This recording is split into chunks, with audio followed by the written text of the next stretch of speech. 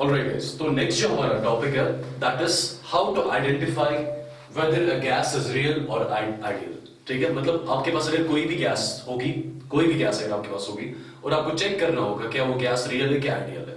First of all ideal gas की conditions क्या है? There should be no force of attraction और repulsion between the molecules. ठीक है, और रियल गैसेस में there should be force of attraction और रिपल्शन बिटवीन द मॉलिक्यूल्स. अब अगर आपके पास कोई भी गैस दिया होगा और आपको चेक करना होगा whether the gas is real और आइडियल, वो कैसे हम चेक करेंगे उसके लिए एक टर्म इंट्रोड्यूस करूंगा मैं जिसको बोलते हैं compressibility factor. What do we call this term as? Compressibility factor. और इस compressibility factor को डिनोट किया जाता है, रिप्रेजेंट किया जाता है Z से.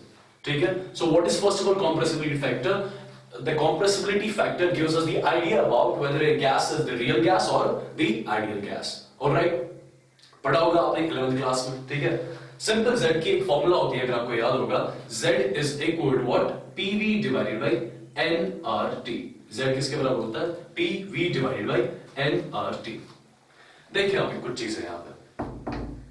अगर आपके पास एक गैस है, ठीक है, और आपको चेक करना है whether the gas is real or ideal. ठीक, Z की वैल्यू किसके बराबर है? PV divided by nRT. Simple सी चीज है. देखिए आप, जो आपके पास गैस होगी, अगर उस गैस के लिए Z की वैल्यू 1 के बराबर आ गई, अगर उस गैस के लिए Z की वैल्यू 1 के बराबर आ गई, दैट मींस वो वाली गैस कौन सी इक्वेशन को फॉलो कर रही होगी? PV is equal to nRT को. If Z is equal to 1, that means PV will be equal to nRT. That means जो आपके पास उस टाइम पे गैस होगी, वो कौन सी गैस होगी? That will be definitely an ideal gas. That will be definitely an ideal gas. ठीक? Similarly, अगर जो आपके पास गैस प्रेजेंट है, अगर उस गैस के लिए Z की वैल्यू 1 के बराबर नहीं हुई, Z की वैल्यू 1 के बराबर नहीं हुई, तो उस गैस के लिए क्या हो रहा होगा? That means PV will not be equal to nRT. ठीक है, और जिस किसी गैस के लिए भी PV is not equal to nRT, तो वो गैस कौन सी होती है आपके पास? रियल गैस होती है. Is that clear? ठीक है, तो सिंपली आपको चेक क्या करना है? अगर Z की वैल्यू 1 के बराबर होगी, दैट मींस जो आपके पास गैस होगी वो कौन सी गैस होगी? Ideal gas. अगर Z की वैल्यू 1 के बराबर नहीं हुई, दैट मींस आपके पास जो गैस होगी वो कौन सी होगी? Real gas. ठीक, अब यहां पे बेसिकली दो कंडीशंस बन सकती है. Z is not equal to 1, या तो Z की वैल्यू 1 से ज्यादा होगी या Z की वैल्यू 1 से कम होगी. आप बस अभी सुने, अभी मैं आपको एक्सप्लेन करूंगा. ठीक है, देखिए अगर मैं यहाँ पे कंडीशंस बना रहा हूं, अगर Z की वैल्यू लेस देन 1 हुई, Z की वैल्यू लेस देन 1 हुई, फर्स्ट ऑफ ऑल गैस कौन सी होगी? Z की वैल्यू जब 1 के बराबर नहीं होती, कौन गैस कौन सी होती है? गैस रियल गैस होती है. अब कंडीशन क्या है? अगर Z की वैल्यू लेस देन 1 हुई, V से इसका मतलब क्या होता है कुछ देर में समझाऊंगा मैं. ठीक है, अगर Z की value is less than 1, V से the gas is showing negative deviation. The gas is showing negative deviation. और जब Z की वैल्यू ग्रेटर देन 1 होती है, V से द गैस इज शोइंग, जो आपके पास रियल गैस है, the gas is showing positive deviation. इसका मतलब क्या होता है कुछ देर में आपको समझाऊंगा मैं. ठीक है, सिंपल आप एक चीज यहां पर याद रखें, अगर Z की वैल्यू 1 के बराबर होगी, दैट मींस जो गैस हमें ली होगी वो कौन सी गैस होगी? That will be ideal gas. अगर Z की वैल्यू 1 के बराबर नहीं हुई, that means PV will not be equal to nRT. और वो कौन सी गैस होती है? वो गैस उस टाइम पे कौन सी गैस होती है? Real gas. अब रियल गैस के केस में अगर Z की वैल्यू 1 के बराबर नहीं हुई, अब दो केसेस बन सकते हैं यहां पर, या तो Z की वैल्यू लेस देन 1 होगी या Z की वैल्यू ग्रेटर देन 1 होगी. अगर Z की वैल्यू लेस देन 1 होती है, V से the real gas which you have eight that time that is showing the negative deviation. और अगर Z की वैल्यू ग्रेटर देन 1 होगी, तो दैट मींस उस टाइम पे जो आपके पास गैस प्रेजेंट होगी वो कौन सी डेविएशन शो कर रही होगी? Positive deviation. अब ये नेगेटिव डेविएशन क्या होता है, पॉजिटिव डेविएशन क्या होता है, ये आपको कुछ देर में समझ आएगा. ठीक है, अब अभी बस ये याद रखो. ठीक, देखिए ये आपके पास एक तरीका है कंप्रेसिबिलिटी फैक्टर आइडेंटिफाई करने का. देखिए आप दूसरा तरीका क्या है कंप्रेसिबिलिटी फैक्टर डिफाइन करने का, जिससे आपको एक्चुअली कंप्रेसिबिलिटी फैक्टर का फील थोड़ा आएगा. ठीक है, देखिए आप compressibility factor Z is also equal to V observed, या इसी को बोलते हैं हम V real divided by V ideal. Compressibility factor की एक और डेफिनेशन पढ़ी है आपने पढ़ी होगी, Z is always equal to volume of the real gas divided by volume of the ideal gas, या observed volume divided by ideal volume, या real volume divided by ideal volume, जो भी बोलना है. देखो अब इसका मतलब क्या है. फर्स्ट ऑफ ऑल, अगर फॉर एग्जांपल आपके पास एक अननोन गैस प्रेजेंट है कंटेनर में, यहां पे आपके पास क्या प्रेजेंट है? एक अननोन गैस. इस अननोन गैस का आपने 1 मोल लिया है, ठीक है, आपको ये नहीं पता कि ये गैस रियल है क्या आइडियल है, आपको ये पता करना है, ठीक, आपने एक अननोन गैस ली एंड वी नो अगर मैंने यहां पे एक 1 मोल ऑफ आइडियल गैस ली होगी, 1 मोल ऑफ आइडियल गैस, और कंडीशंस कौन सी रखी है मैंने, एसटीपी कंडीशन पे। वी नो जब भी हमारे पास 1 मोल ऑफ आइडियल गैस होता है, 1 mole of ideal gas at STP it occupies the volume of 22.4 litres, already आपको पता होगा, ठीक है। देखिए अब हम करने क्या वाले हैं, देखिए हमें ये पता करना है ये जो अननोन गैस है whether this gas is real और आइडियल, ठीक है। मैंने किया क्या, बेसिकली मैंने इस अननोन गैस का 1 मोल लिया, अब मैं एसटीपी पे चेक करूंगा क्या ये gas same 22.4 litre volume occupy कर रहा है या इससे ज्यादा या कम, ठीक है। अगर इस अननोन गैस के 1 मोल ने एसटीपी पे 22.4 लीटर्स वॉल्यूम ऑक्यूपाई करा, दैट मींस जो गैस आपने ली होगी वो कौन सी होगी, that will be definitely ideal gas. अगर इस 1 मोल ऑफ अननोन गैस का वॉल्यूम एसटीपी पे 22.4 लीटर्स के बराबर नहीं आया, दैट मींस जो गैस आपने ली होगी वो कौन सी होगी, that will be definitely a real gas. Is that clear, ठीक है। तो यहां पे मैं सिंपली लिख सकता हूं if z is equal to 1, if z is equal to 1, that means जो आपको observed volume है, that means observed volume is equal to what, ideal volume, मतलब real volume is equal to ideal volume, या अगर आप observed volume सही, मैं तो इसको observed volume भी बोलता हूं, आप real volume भी बोल सकते हो, ठीक है। अगर z की वैल्यू 1 के बराबर होगी, that means इस unknown गैस का जो observed volume होगा वो ideal volume के बराबर होगा, that means जो आपने ये गैस इस टाइम पे ली है, ये कौन सी गैस है, this is definitely ideal gas, clear। अब अगर देखिए अगर z की वैल्यू, बात समझना, z की value is less than 1, z की वैल्यू इज लेस देन 1, आप मुझे बता सकते हैं z की वैल्यू 1 से कम कब होगी, जब ऊपर वाली टर्म छोटी होगी नीचे वाली टर्म बड़ी होगी, that means at that time v nought, V observed is less than v ideal, समझ लो। जब भी z की वैल्यू 1 से कम आई होगी उस टाइम पे ऑब्जर्व्ड वॉल्यूम की वैल्यू आइडियल वॉल्यूम से कम आई होगी, मतलब इस गैस का वॉल्यूम कम है इस वाले गैस से, समझ लो। इस गैस का, इस अननोन गैस का वॉल्यूम कब कम होगा, इस अननोन गैस का वॉल्यूम इस आइडियल गैस से कब कम होगा, कहने से जब इस अननोन गैस के मॉलिक्यूल्स के बीच में फोर्स ऑफ अट्रैक्शन ज्यादा होगा। इज दैट क्लियर, डेफिनेटली जब भी z की वैल्यू लेस देन 1 होती है, observed volume is less then ideal volume. इसका मतलब क्या हो गया, इसका मतलब ये कब पॉसिबल है, ऑब्जर्व्ड वॉल्यूम इसका वॉल्यूम कब इसके वॉल्यूम से कम आ सकता है, जब यहां पे फोर्स ऑफ अट्रैक्शन क्या होगा, डोमिनेट कर रहा होगा। तो z की वैल्यू जब भी 1 से कम होगी, I will say attractive forces are dominating, I will say attractive forces are dominating. Is that clear, ठीक है। यहां तक एक और चीज, नो डाउट z की वैल्यू लेस देन 1 आ गई, और जब भी z की वैल्यू 1 नहीं आती है उस टाइम पे गैस कौन सी होती है, रियल गैस। दैट मींस जब भी z की वैल्यू लेस देन 1 होगी, जो आपके पास गैस होगी, first of all that be a real gas, और इस रियल गैस में कौन से फोर्स डोमिनेट कर रहे होंगे, अट्रैक्टिव फोर्सेस डोमिनेट कर रहे होंगे, ठीक है। सिमिलरली अगर z की वैल्यू ग्रेटर देन 1 आ गई, z की वैल्यू ग्रेटर देन 1, z की value greater than 1, first of all यहां पे z की वैल्यू 1 के बराबर नहीं आई, 1 के बराबर नहीं आई, दैट मींस जो आपने गैस अननोन गैस ली है, अननोन गैस का 1 मोल लिया है, जो आपने अननोन गैस लिया that is definitely which gas, real gas, ठीक है। अब उस रियल गैस में कौन से फोर्सेस डोमिनेट करेंगे, अट्रैक्टिव फोर्स की रिपल्सिव फोर्सेस, ये आपको बताना पड़ेगा। कैसे बताओगे आप, देखिए अगर z की वैल्यू 1 से ज्यादा हुई, z की वैल्यू 1 से ज्यादा कब पॉसिबल है, कहने से ऊपर वाली टर्म बड़ी होनी चाहिए, नीचे वाली टर्म छोटी होनी चाहिए। आई से observed volume should be greater than ideal volume, observed volume ज्यादा है, आइडियल वॉल्यूम कम है।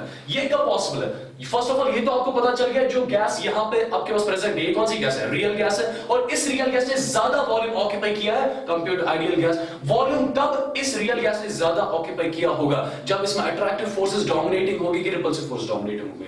डेफिनेटली जब भी first of all attractive forces dominate करते हैं वॉल्यूम कम हो जाता है, जब भी रिपल्सिव फोर्सेस डोमिनेट करते हैं वॉल्यूम बढ़ जाता है। Is that clear. जो आपने अभी अननोन गैस लिया है, जो आपके पास अननोन रियल गैस प्रेजेंट है, जिसका वॉल्यूम, जिसके 1 मोल का वॉल्यूम ज्यादा है compare to 1 mole of ideal gas, volume कब ज्यादा हुआ होगा इसका, जब इसके मॉलिक्यूल्स के बीच में रिपल्सिव फोर्सेस ने डोमिनेट किया होगा। I say repulsive forces are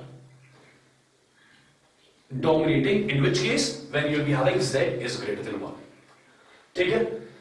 तो ऐसे आप इसके आइडेंटिफाई करते हो कौन सी गैस रियल है, कौन सी गैस आइडियल है। और कौन सी gas, first of all z की वैल्यू लेस देन 1 जब आती है उस टाइम पे क्या बोलते हैं, नेगेटिव डिविएशन, ठीक है। और जब भी z की वैल्यू पॉजिटिव आती है, अभी ग्रेटर देन 1 आती है, ठीक है, उस टाइम पे डिविएशन कौन सी होती है, पॉजिटिव डिविएशन होती है। ये नेगेटिव डिविएशन पॉजिटिव डिविएशन क्या होता है, ये मैं अभी जब आपको कंप्रेसिबिलिटी फैक्टर वर्सेस प्रेशर का कर्व दिखाऊंगा आपको, उस टाइम पे आपको समझ आएगा। अभी आप बस याद रखें। और आपको इंपॉर्टेंट चीजें क्या याद रखनी है, z की वैल्यू अगर 1 से कम हुई तो जो आपने गैस ली होगी फर्स्ट ऑफ ऑल वो कौन सी गैस होगी, रियल गैस होगी। और उसके मॉलिक्यूल्स के बीच में कौन से फोर्स डोमिनेट कर रहे होंगे, अट्रैक्टिव फोर्सेस डोमिनेट कर रहे होंगे। सिमिलरली अगर z की वैल्यू ग्रेटर देन 1 आ गई, दैट मींस जो आपने गैस ली है वो कौन सी गैस है, first of all that is a real gas, और उसमें कौन से फोर्स डोमिनेट कर रहे होंगे, रिपल्सिव फोर्सेस डोमिनेट कर रहे होंगे। Is that clear. अब एक चीज सुनो आप देखो, मेरे पास एक गैस है, ठीक है, लेट्स से इस गैस में अट्रैक्टिव फोर्सेस है, इस गैस में अट्रैक्टिव फोर्सेस है, मतलब मॉलिक्यूल्स क्लोज आना चाहते हैं, समझ लो आप।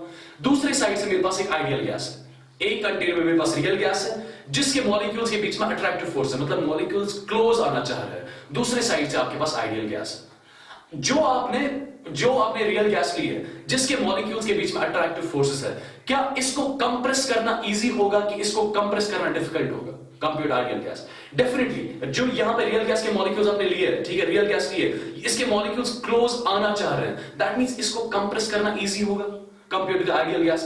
अगर इसको कंप्रेस करना इजी होगा, कैन आई से जिस रियल गैस के मॉलिक्यूल्स में, जब आपके पास real gas first of all होगी, अगर उसके मॉलिक्यूल्स के बीच में अट्रैक्टिव फोर्सेस डोमिनेट करेंगे, उस टाइम पे उस रियल गैस को कंप्रेस करना इजी होता है। या in general indirectly I can say the real gas at that time is more compressible. Definitely जब भी आपके पास रियल गैस के केस में अट्रैक्टिव फोर्सेस डोमिनेट करते हैं, we say the gas is more compressible than the ideal gas. The gas can be more compressed than the ideal gas. ये statement यहां पे करके लिखूंगा, देखिए आप।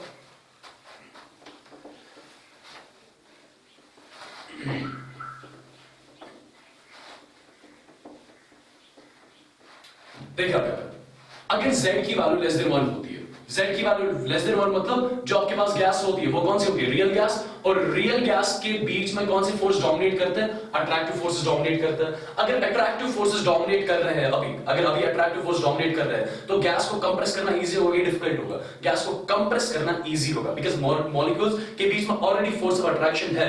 दैट मींस ये जो आपके पास रियल गैस इस टाइम पे होगी जिसकी z की वैल्यू लेस देन 1 है, that can be more compressed than the ideal gas. यहां पे लिखूंगा मैं द गैस, कौन सी गैस, ये रियल गैस, ठीक है, उसके लिए z की वैल्यू लेस देन 1 आ चुकी है। The gas can be more compressed than the ideal gas, ठीक है। ये एक और कंक्लूजन आप याद रखोगे। सिमिलरली अगर किसी रियल गैस के लिए z की value is greater than 1, z की value is greater than 1, that means gas कौन सा, रियल गैस। और जब भी z की वैल्यू ग्रेटर देन 1 होती है, उस टाइम पे कौन से फोर्सेस डोमिनेट करते हैं, रिपल्सिव फोर्सेस डोमिनेट करते हैं, रिपल्सिव फोर्सेस डोमिनेट करते हैं, ठीक है। अब देखिए अब आपको बताना है क्या मैं यहां पे गैस को कंप्रेस कर सकता हूं इजीली कि इजीली नहीं कर सकता कंप्रेस। इसके लिए क्या करना पड़ेगा आपको, देखिए अब दो कंटेनर्स ले, ठीक है, यहां पे मैंने आइडियल गैस रखी है, यहां पे मैंने रियल गैस रखी है, और ये रियल गैस, इसके लिए z की value is greater than 1, that means यहां पे रिपल्सिव फोर्स डोमिनेट कर रहे हैं, रिपल्सिव फोर्सेस डोमिनेट कर रहे हैं, ठीक है। अगर यहां पे रिपल्सिव फोर्सेस डोमिनेट कर रहे हैं, क्या यहां पे आप मॉलिक्यूल्स को इजीली कंप्रेस कर सकते हो? कंप्रेस करना मतलब मॉलिक्यूल्स को क्लोज लाना। क्या यहां मॉलिक्यूल्स को इजीली आप क्लोज ला सकते हो? आप यहां पे मॉलिक्यूल्स को इजीली क्लोज नहीं ला सकते।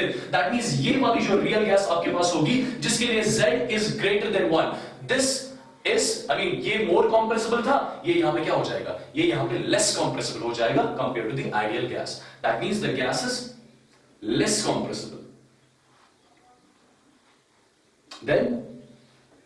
than the ideal gas, ठीक है। तो ये कुछ इंपॉर्टेंट कंक्लूजन है जो आपको फर्स्ट ऑफ ऑल याद रहने चाहिए, ठीक है। z is less than 1, attractive force dominate करेंगे और गैस को हम ज्यादा कंप्रेस कर सकते हैं। The gas can be more compressed. Is that clear? z की value is greater than 1, repulsive force dominate कर रहे हैं, that means गैस को हम ज्यादा कंप्रेस नहीं कर सकते। The gas is less compressible than the ideal gas. Is that clear? ये कुछ इंपॉर्टेंट चीजें थी जो आपको पहले पता होनी चाहिए कंप्रेसिबिलिटी फैक्टर के बारे में। और कंप्रेसिबिलिटी फैक्टर कौन सा फैक्टर है जिससे आप डिसाइड करते हो whether the gas is real or ideal. Is that clear? ठीक, अब यही चीजें बेसिकली के हम ग्राफिकली समझेंगे, ठीक है। और ये ग्राफिकली समझाने के लिए यहां पे आप हेडिंग लिखो, variation of compressibility factor with pressure, variation of compressibility factor with pressure.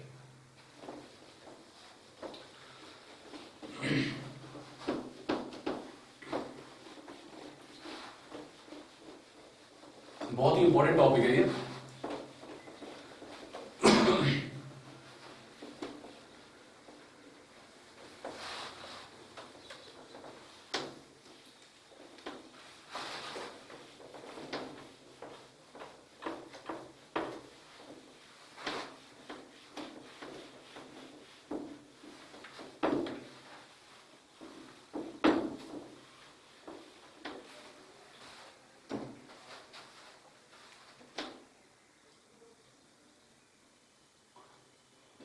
Variation of compressibility factor Z with pressure। देखिए आप, इससे आपको बहुत सारी चीजें क्लियर हो जाएंगी, ठीक। बट ये वेरिएशन पढ़ने से पहले एक चीज मैं पहले बताऊंगा आपको। देखिए आप, जो ऑलरेडी आपको पता होंगी, देखिए आप, जब भी आपके पास molecules are at infinite distance, जब भी आपके पास molecules are at infinite distance, उस टाइम पे force of attraction between the molecules कितना होता है? 0, ठीक है। We know force is inversely proportional distance. अगर डिस्टेंस मॉलिक्यूल्स के बीच में इनफिनाइट हुई, क्या फोर्स ऑफ अट्रैक्शन 0 होगा? डेफिनेटली फोर्स ऑफ अट्रैक्शन 0 के बराबर होगा। अब अगर मैं इन मॉलिक्यूल्स को थोड़ा क्लोज लाऊं, इन मॉलिक्यूल्स को थोड़ा क्लोज ला रहा हूं मैं, दैट मींस मॉलिक्यूल्स के बीच में डिस्टेंस कम हो रही है। डिस्टेंस कम हो रही है मतलब फोर्स ऑफ अट्रैक्शन बढ़ रहा है, फोर्स ऑफ अट्रैक्शन बढ़ रहा है। दैट मींस जब मैं इन मॉलिक्यूल्स को थोड़ा बहुत क्लोज ला रहा हूं, फोर्स ऑफ अट्रैक्शन बढ़ रहा है। अगर मैंने और क्लोज लाया तो और फोर्स ऑफ अट्रैक्शन बढ़ेगा। Is that clear? तो जितना मैं मॉलिक्यूल्स को क्लोज लाता जाऊंगा, उतना मॉलिक्यूल्स के बीच में फोर्स ऑफ अट्रैक्शन बढ़ता जाएगा। Is that clear? Let's say molecules कुछ यहां तक पहुंच गए, एक मॉलिक्यूल यहां है, ये मॉलिक्यूल यहां पे, ठीक है। फर्स्ट ऑफ ऑल, जब यहां से यहां तक लाया आपने, डिस्टेंस कम हो रही थी, फोर्स ऑफ अट्रैक्शन बढ़ रहा है। अब ये वाला सिनेरियो कौन सा सिनेरियो है? This is the time when the molecules are at maximum closest distance, when the molecules are at maximum closest distance. यहां पे molecules are at maximum closest distance. Is that clear? अब अगर आप इन molecules को थोड़ा और close लाना चाहो, अब यहां पे अट्रैक्टिव फोर्सेस नहीं, अब यहां पे रिपल्सिव फोर्सेस स्टार्ट हो जाएंगे। अब यहां पे कौन से फोर्सेस स्टार्ट हो जाएंगे? रिपल्सिव फोर्सेस स्टार्ट हो जाएंगे यहां पे। Is that clear? So can I simply generalize a statement? जब आपके मॉलिक्यूल्स दूर दूर होते हैं, उस टाइम पे अट्रैक्टिव फोर्सेस लगते हैं, और जब आपके मॉलिक्यूल्स क्लोज आते हैं, उस टाइम पे उन पे रिपल्सिव फोर्सेस लगते हैं। Is that clear? तो can I say simply attractive forces? Attractive forces are long range forces. Attractive forces are long range forces, whereas repulsive forces are short range forces। मतलब जब भी molecules दूर दूर होते हैं, उस टाइम पे उन पे अट्रैक्टिव फोर्स एक्ट करता है, और जब भी मॉलिक्यूल्स क्लोज आते हैं, उस टाइम पे कौन सा फोर्स एक्ट करता है? उस टाइम पे रिपल्सिव फोर्स एक्ट करता है, ठीक है। अब देखिए, अब हम पढ़ने जा रहे हैं variation of compressibility factor with pressure. और कंप्रेसिबिलिटी फैक्टर पे जितने भी क्वेश्चंस बनते हैं, वो मैक्सिमम थ्योरेटिकल क्वेश्चंस होते हैं, ठीक है। और इनमें क्वेश्चंस भी पूछे जाते हैं, वो मैं अभी आपको कुछ देर में बताऊंगा। बट सबसे पहले हम यहाँ पे वेरिएशन पढ़ेंगे, कंप्रेसिबिलिटी फैक्टर कैसे डिपेंड करता है प्रेशर पर। देखिए, एक कर्व बनाने जा रहा हूं मैं।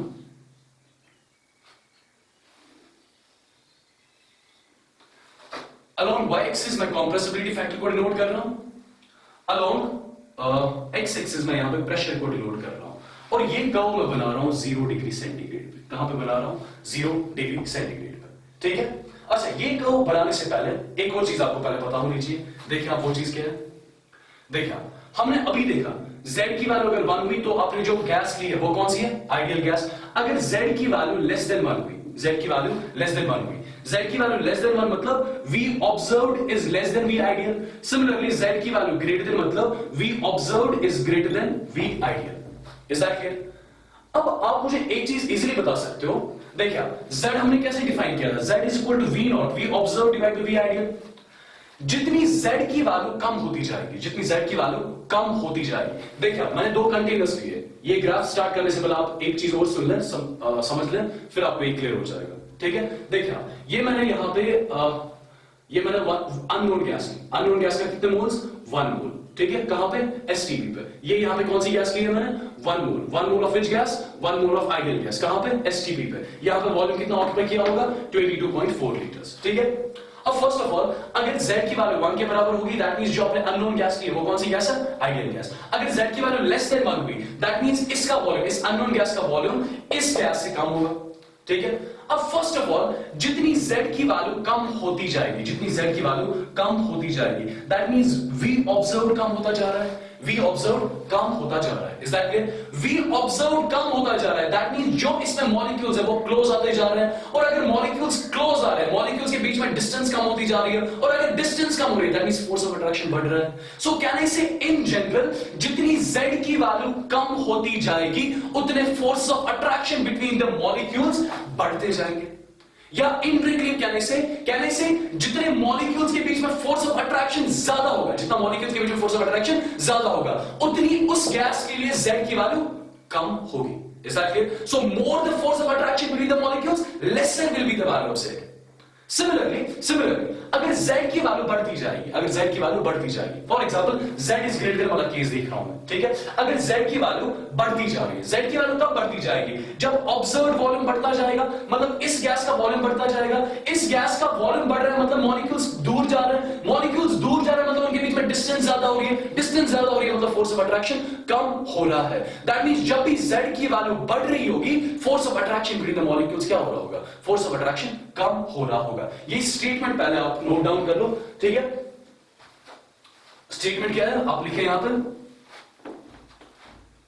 अगर z की वैल्यू डिक्रीज हो रही है उस टाइम पे कौन से फोर्सेस डोमिनेट करते हैं, कौन से फोर्सेस बढ़ रहे हैं, attractive force increase, attractive forces increase, ठीक है। अगर z की वैल्यू बढ़ती जाती है, z की वैल्यू बढ़ती जाती है उस टाइम पे कौन से फोर्स बढ़ते हैं, उस टाइम पे आई से attractive force will decrease, attractive force will decrease. Is that clear? ठीक। अब ये चीजें मैं यहां पे कैसे लिंक करूंगा वो देखें।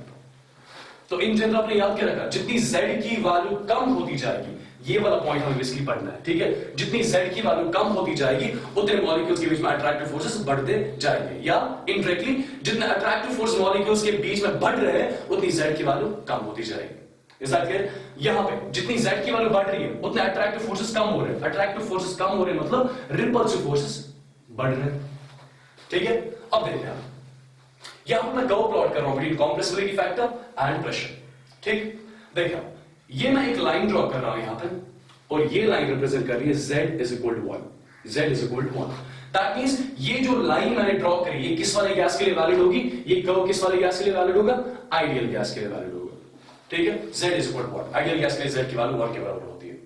अब जो भी आप एक्सपेक्ट करते हो, अगर आपके पास जो गैस है, अगर वो गैस आपके पास आइडियल गैस हुई तो इस लाइन को फॉलो करेगा, ठीक है। अगर वो गैस रियल गैस हुई तो वो इस लाइन को फॉलो नहीं करता है, उनका कर्व कुछ पहले डिप मारता है यहां पे, फिर उसके बाद ऊपर चला जाता है, ठीक है। मैक्सिमम जो आपके पास रियल गैसेस होता है उनका कर्व कैसा आता है, उनका कर्व पहले डिप मारता है यहां से फिर ऊपर की ओर आता है, ठीक है। आपको मतलब नहीं है कर्व कैसा है, बट इस कर्व से आपको चीजें डिपिक्ट करनी आनी चाहिए। कैसे वो देखिए फर्स्ट ऑफ ऑल ये वाली लाइन कौन सी है, z equal to 1, z equal to 1 line मतलब ये वाली लाइन किसको रिप्रेजेंट कर रही है, आइडियल गैस को रिप्रेजेंट कर रही है, और ये वाली लाइन मतलब किसी रियल गैस को रिप्रेजेंट कर रही है। Is that clear? ठीक है।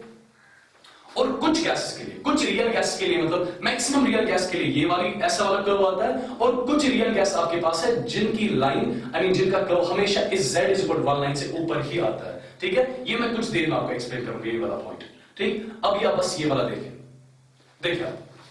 अगर मैं फर्स्ट ऑफ ऑल प्रेशर को जीरो के अप्रोच कर रहा हूं, देखो इस डायरेक्शन में प्रेशर बढ़ रहा है, ठीक है। अगर मैं प्रेशर टुवर्ड्स जीरो ले रहा हूं, प्रेशर टुवर्ड्स जीरो ले रहा हूं, प्रेशर जीरो के बराबर है, that means volume is approaching towards infinity, volume is approaching towards infinity at constant temperature. जब मैंने प्रेशर जीरो के बराबर किया, जब मैंने प्रेशर बहुत ही कम रखा उस टाइम पे वॉल्यूम इनफिनाइट हो गया होगा, और जब भी वॉल्यूम इनफिनाइट हुआ होगा, जब वॉल्यूम इनफिनाइट हुआ होगा, कहने से molecules will be at infinite distance apart. अगर मॉलिक्यूल्स इनफिनाइट डिस्टेंस अपार्ट पे होंगे, क्या उस टाइम पे कोई फोर्स ऑफ अट्रैक्शन होता है? उस टाइम पे कोई फोर्स ऑफ अट्रैक्शन या रिपल्शन नहीं होता है। और जिस गैस में कोई फोर्स ऑफ अट्रैक्शन या रिपल्शन होता नहीं है, वो कौन सी गैस होती है? That is basically ideal gas. तो can I say at very very low pressure, when the pressure approach to zero, जो भी आपके पास रियल गैसेस होते हैं वो किसकी तरह बिहेव करते हैं? वो एक आइडियल गैस की तरह बिहेव कर रहे हैं। इसलिए जो ये कर्व जो हो रहा है, ये स्टार्ट कहां से हो रहा है? ये z is equal to 1 line से स्टार्ट हो रहा है। समझ रहे हो आप? So at very very very low pressure every real gas, ये रियल गैस का कर्व है, हर कोई रियल गैस किसकी तरह बिहेव करता है? एक आइडियल गैस की तरह बिहेव कर रहा है। ठीक है, अब अगर इसके बाद देखिए, इस कर्व को अगर मैं फर्स्ट ऑफ ऑल कुछ पोर्शंस में यहां पे कट कर दूं, let's say this is point A, this is point B, this is point C और यहां से पॉइंट डी। ठीक है, first of all A point पे हर कोई जो रियल गैस होगा वो किसकी तरह बिहेव करेगा? आइडियल गैस की तरह बिहेव करेगा, because pressure is approaching towards zero, volume will be maximum, volume maximum मतलब इनफिनाइट, मॉलिक्यूल्स इनफिनाइट डिस्टेंस पे, फोर्स ऑफ अट्रैक्शन जीरो, और जिस गैस के लिए फोर्स ऑफ अट्रैक्शन जीरो वो कौन सा गैस होता है? आइडियल गैस होता है। ठीक है, तो यहां पे जो आपके पास जीरो प्रेशर पे, when the pressure is very very very लो, उस टाइम पे जो आपके पास गैस होगी वो किसकी तरह बिहेव कर रही होगी? That will behaving like the ideal gas. अब अगर मैं थोड़ा प्रेशर बढ़ा रहा हूं, थोड़ा प्रेशर बढ़ा रहा हूं मतलब देखिए आप, प्रेशर जीरो पे molecules were at infinite distance. ठीक है, प्रेशर थोड़ा बढ़ा है, आपने मॉलिक्यूल्स को क्लोज लाया, जब आपने मॉलिक्यूल्स को क्लोज लाया डिस्टेंस थोड़ी कम हो गई होगी, डिस्टेंस अगर कम हो गई है फोर्स ऑफ अट्रैक्शन बढ़ गया होगा, और जब फोर्स ऑफ अट्रैक्शन बढ़ता है क्या z की वैल्यू कम होती है कि बढ़ती है? z फोर्स ऑफ अट्रैक्शन बढ़ता है, फोर्स ऑफ अट्रैक्शन बढ़ता है, z की वैल्यू कम होती है। दैट मींस अगर मैं यहां पे प्रेशर इंक्रीज करूंगा, इस ग्राफ को कहां आना चाहिए? नीचे आना चाहिए, मतलब z की वैल्यू ये 1 के बराबर है इस पॉइंट पे। इससे ऊपर z की वैल्यू क्या है? इससे ऊपर z की वैल्यू इज ग्रेटर देन 1, इससे नीचे z की value is less than 1। That means जब मैं प्रेशर थोड़ा बढ़ा रहा हूं, z की वैल्यू कम हो रही है, z की वैल्यू कम हो रही है। अगर आप देख रहे हो, ये इस लाइन से ऊपर वाला रीजन ये किसको डिनोट कर रहा है? z इज ग्रेटर देन 1 वाला रीजन, और ये नीचे वाला रीजन किसको रिप्रेजेंट करता है? z less than 1। और जब z ग्रेटर देन 1 होता है तो कौन से फोर्सेस डोमिनेट करते हैं? रिपल्सिव फोर्सेस डोमिनेट करते हैं। जब z लेस देन 1 होता है कौन से फोर्स डोमिनेट करते हैं? अट्रैक्टिव फोर्सेस डोमिनेट करते हैं। Is that clear? So first of all, when the pressure approached towards zero, all the real gases were behaving as the ideal ones. फिर जब हमने प्रेशर थोड़ा बढ़ाया, मतलब मॉलिक्यूल्स पहले इनफिनाइट डिस्टेंस पे थे इस पॉइंट पे, ठीक है, अब मॉलिक्यूल्स को थोड़ा क्लोज लाया, डिस्टेंस कम हो गई, फोर्स ऑफ अट्रैक्शन बढ़ गया, फोर्स ऑफ अट्रैक्शन बढ़ रहा है, दैट मींस z की वैल्यू कम हो रही होगी। तो जितना आप प्रेशर बढ़ा रहे होंगे उतने मॉलिक्यूल्स क्लोज आते जाएंगे और उतना उनके बीच में फोर्स ऑफ अट्रैक्शन बढ़ता जाएगा और उतनी z की वैल्यू कम होती जाएगी। अगर आप देख रहे हो यहाँ पे z की वैल्यू कम हो रही है, ठीक है, और इस पॉइंट पे अगर आप देख रहे हो z की मिनिमम वैल्यू इस कर्व के लिए यहां पे z की मिनिमम वैल्यू है, तो ये पॉइंट का को क्या डिनोट कर रहा होगा? when the molecules are at the maximum closest distance and when the molecules are at maximum closest distance, at that time force of attraction is maximum, और अगर force of attraction maximum हुआ that means z की value minimum होगी यहां पे। Is that clear? तो यहां पे z की वैल्यू मिनिमम का मतलब है molecules are at maximum closest distance. Is that clear? ठीक है, इसके बाद देखिए, इसके बाद अगर मॉलिक्यूल्स को आप थोड़ा और क्लोज लाना चाहो, कौन से फोर्सेस स्टार्ट होते हैं? रिपल्सिव फोर्सेस स्टार्ट होते हैं। Repulsive forces short range forces. अब इस पॉइंट के बाद अगर आप थोड़ा और प्रेशर बढ़ाओ, मतलब मॉलिक्यूल्स को क्लोज लाना चाहो, अब कौन से फोर्सेस स्टार्ट हो जाएंगे?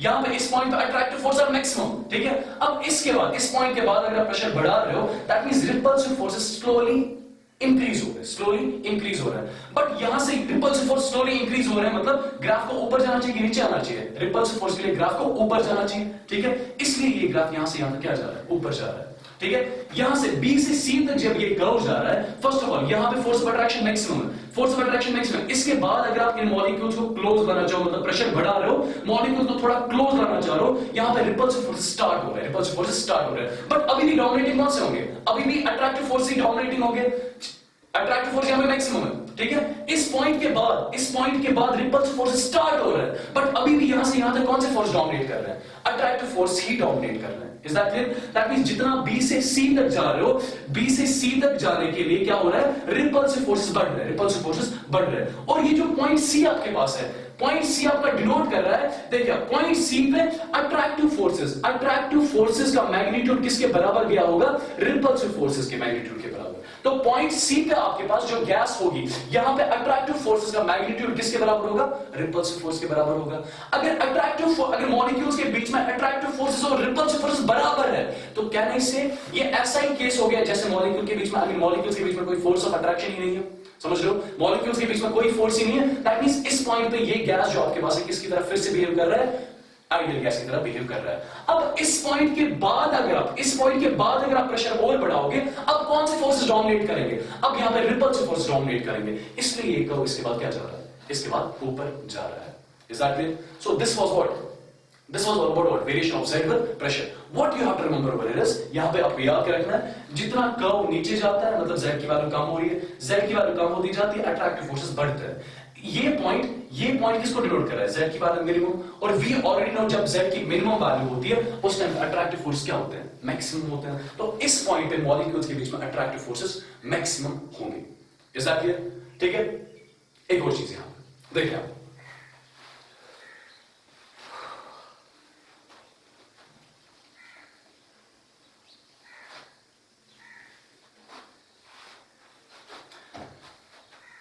फॉर एग्जाम्पल ये जो कर्व बना है मैंने, लेट्स से ये रियल गैस ए के लिए बन रहा है। सिमिलरली एक और कर्व बन रहा है किसी गैस के लिए लाइक दिस, और एक और कर्व बन रहा है किसी गैस के लिए लाइक दिस। समझ रहे हो आप? किसी रियल गैस के लिए ये तीन कर्व्स बन रहे हैं। आई मीन ये गैस ए के लिए बन रहा है, ये गैस बी के लिए बन रहा है, ये गैस सी के लिए बन रहा है। तीनों गैसेस कौन से? रियल गैसेस है।